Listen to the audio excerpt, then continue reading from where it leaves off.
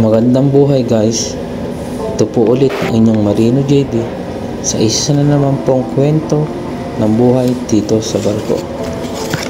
Ngayong araw po ay naatasan kaming magtrabaho sa loob ng pipe o isa sa malaking tubo.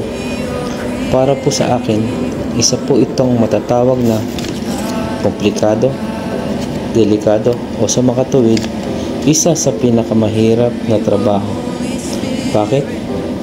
Dahil ang lugar po na ito ay mainit, masikip at higit sa lahat walang sapat na hangin.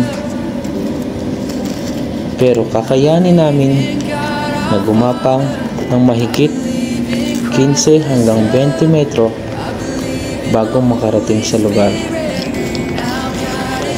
Bagamat kahit na mahirap, masikip, mainit at kulang sa sapat na hangin, kailangan naming kayanin di lang para sa pangsariling pangangailangan, higit sa lahat pangangailangan ng aming pamilya na araw-araw na umaasa at nagdadasal sa aming kaligtasan.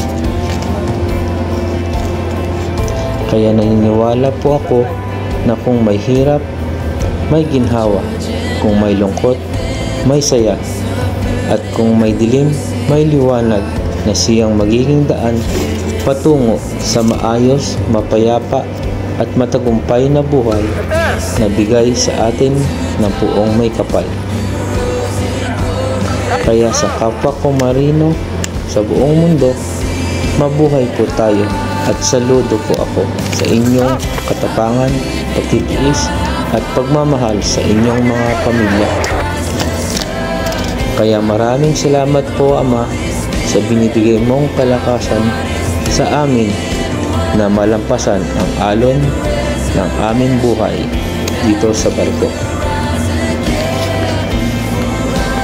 Ito po ang inyong Marino JB na nag-iiwan ng Bible verse na we can do all things through Christ because God gave us strength. God bless and thank you for watching.